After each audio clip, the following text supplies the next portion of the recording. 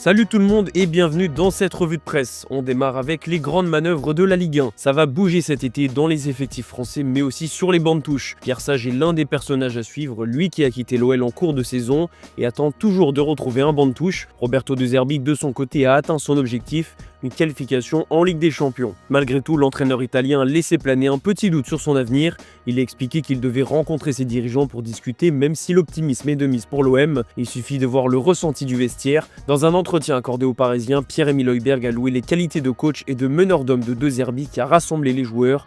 D'autres chantiers sont attendus cet été à l'OM, notamment conserver les joueurs cadres du vestiaire comme Adrien Rabiot, et l'ancien joueur de la Juventus sera forcément d'accord avec son coéquipier du milieu au sujet de Roberto De Zerbi. L'international français a été élu olympien de la saison par les supporters de l'OM, donc forcément le club veut le conserver. Rabiot a toujours expliqué qu'il voulait jouer la Ligue des Champions avec Marseille, même s'il a été un peu plus évasif dimanche soir sur Canal+.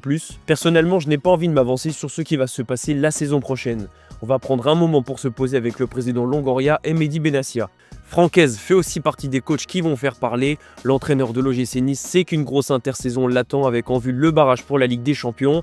L'intersaison en revanche sera beaucoup plus compliquée pour l'AS Saint-Etienne qui est descendu en Ligue 2. La faute à des investissements parfois mal sentis et un effectif trop léger pour l'élite. On file en Espagne où Kylian Mbappé est en mission soulier d'or. Encore buteur hier sur la pelouse de Séville, l'attaquant du Real Madrid a quasiment bouclé la course au Pichichi puisqu'il a 3 longueurs d'avance sur Robert Lewandowski. L'autre mission pour Mbappé, c'est le soulier d'or. La belle Andalouse titre l'équipe pour évoquer la nouvelle prestation décisive de l'ancien joueur du PSG. Il n'est qu'à un but de Victor Gyökeres, même s'il devra aussi se méfier de Mohamed Salah. En tout cas au Real Madrid, tout le monde a pour idée de l'aider à finir soulier d'or. La preuve avec l'offrande de Luka Modric hier. En parlant du milieu de terrain croate, son contrat se termine le mois prochain, mais son avenir pourrait bien s'écrire au Real un peu plus longtemps. Marca explique que Xabi Alonso souhaiterait le conserver, notamment pour son expérience. L'Atlético de Madrid s'est imposé pour sa dernière à domicile. André Correa a marqué dans les derniers instants pour son ultime match avec les Colchoneros. Pas de victoire pour le Barça, mais une belle célébration. Les Catalans ont pu fêter leur titre devant leur public malgré la défaite à domicile contre Villarreal qui frustre un peu. Lamine Yamal lui a encore égalé, il a encore marqué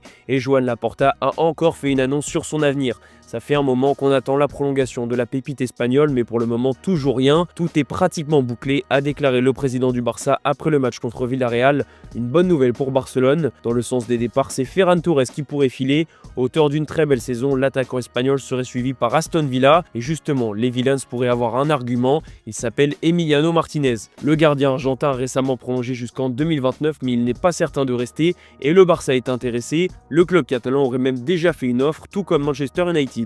Dans tous les cas, Barcelone va laisser filer pas mal de monde cet été. Selon Relevo, Ansu Fati sera l'un des premiers à quitter le club vu son manque de temps de jeu. Pablo Torre, qui n'est pas très utilisé, devrait lui aussi partir. Et il y a d'autres candidats comme Ronald Araujo, Andreas Christensen, Eric Garcia, voire même Fermin Lopez. Ce dernier intéresse des clubs saoudiens. Il a déjà refusé plusieurs offres mais pourrait revenir à la charge, tout comme les clubs anglais. En Italie, le suspense pour le Scudetto est toujours présent. Naples peut souffler puisque l'Inter n'a pas profité de son faux pas. Les joueurs d'Antonio Conte ont été tenus en échec sur la pelouse de Parme. Un match nul qui pouvait donc permettre à l'Inter Milan de passer devant à une journée de la fin. C'est raté pour les interistes qui ont fait 2 partout contre la Lazio. C'est l'immortel Pedro qui a inscrit un doublé dont un pénalty à la 90e minute alors que l'Inter pensait avoir repris la tête du championnat. Un peu derrière au classement, la Juventus a fait le boulot contre l'Udinese. Succès 2-0 pour les hommes d'Igor Tudor et une Ligue des Champions qui se rapproche un peu plus.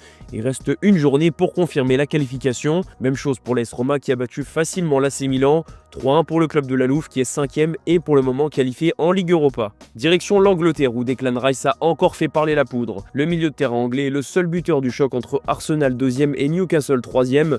Une victoire importante pour les Gunners qui conservent donc leur 2e place et sont même assurés de finir à ce rang. Jamie Vardy lui a conclu son aventure avec Leicester de la plus belle des manières. Un 200e but avec les Foxes pour son dernier match avec son club. Une belle fin dans une saison qui est tout de même marquée par une relégation en Championship. Kevin De Bruyne lui n'a pas encore fait ses adieux mais ça ne va pas tarder. Interrogé sur la possibilité de le voir à la Coupe du Monde des clubs, le milieu de terrain belge est très pessimiste. Il ne veut pas se blesser et donc se priver de trouver un club facilement cet été. En attendant, Manchester City va devoir s'activer sur le mercato. Plusieurs dossiers sont en cours et Pep Guardiola l'a annoncé lui-même. Les pistes Florian Wirtz, Tijani Reinders ou encore Morgan Gibbs-White sont actives. City pourrait dépenser plus de 200 millions d'euros pour s'offrir au moins 2 joueurs de cette liste. De grandes ambitions qui doivent permettre aux Sky Blues de renouer avec le succès la saison prochaine. même. On va finir cette revue de presse aux Pays-Bas où le PSV Eindhoven a décroché un titre bizarre hier. Le PSV a doublé l'Ajax au bout du suspense alors qu'il avait 9 points de retard à 5 journées de la fin. Un finish incroyable qui a failli partir en fumée hier lorsque le PSV a vu le Sparta Rotterdam revenir au score. Finalement, les joueurs de Peter Bosz ont fait le job pour être sacrés champions et donc doubler l'Ajax Amsterdam au bout de cette saison. Un coup dur énorme pour l'Ajax qui voulait rebondir après une saison dernière très compliquée sur tous les plans. Voilà, c'est la fin de cette revue de presse les amis. Merci